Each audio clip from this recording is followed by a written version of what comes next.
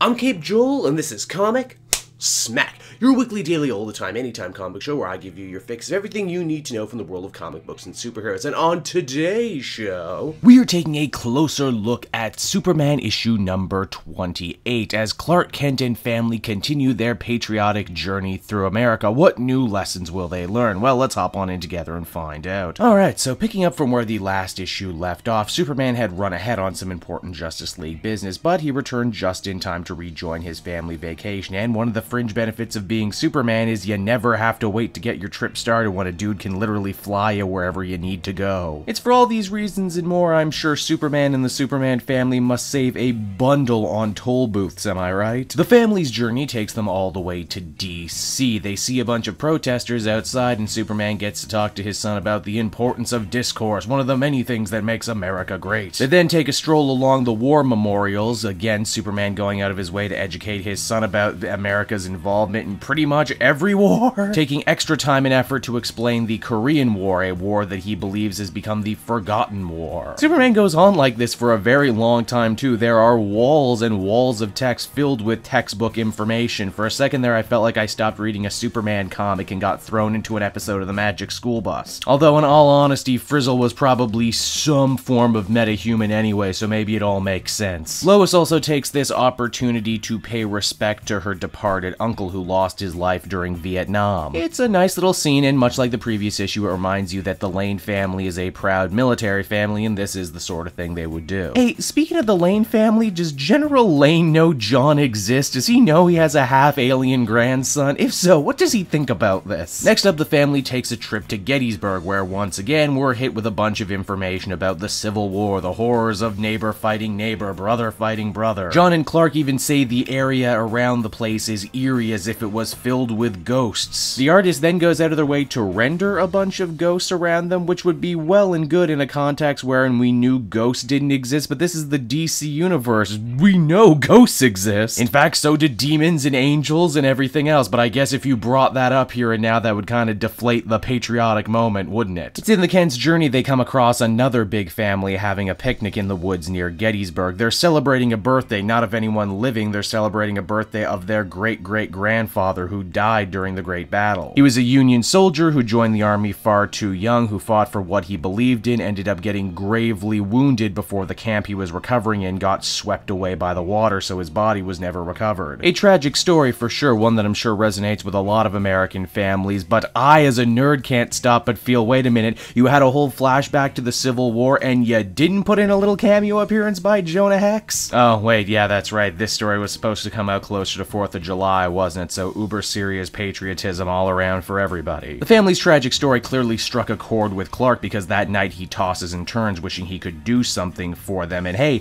because he's Superman, he absolutely can. He decides to drag the river, finds the body of the unknown soldier, and then manages to deliver it back to the family in the night. Again, another beautiful, warm and fuzzy moment from Superman here, but as a nerd I cannot help but ask the question that, does this family not know that he's Superman now? I mean, they'd have to be pretty dumb not to. They told the story to a guy in the woods, and then later that night the body showed up again. So that was Superman number 28, and overall I felt this was a conclusion of a two-part storyline that very easily could have just been a one-parter. I felt the previous issue did a better job balancing the actual family vacation story with the real-world history lesson. Here though, it felt like they stalled for time by giving a ton of historical little tidbits before finally having Superman rescue the corpse at the end. Much like the previous issue too, I felt this story walked a razor-thin tightrope between earnestly sincere and overly cheeseball. Also, I felt the writer really dropped the ball by having Superman explain how horrible all the wars America has fought in was without having John not once mention, hey, how come we don't use our amazing powers to stop every war that happens? I just felt like that would be a really good teaching moment in a book that's usually all about teachable moments. Overall, the issue was fine, but I'm probably not going to remember it once I'm done with it, which is why I give it a 5.5 out of 10. So that's Superman, everyone. I hope you enjoyed it, and as always, why not check out some of these other videos on the channel? Then you can follow me on social media at Cape Joel. And if you want to get a great deal on comic trades and support the channel at the same time, please use my book depository link down in the description. Till then, I've been Cape Joel. Thank you so much for watching.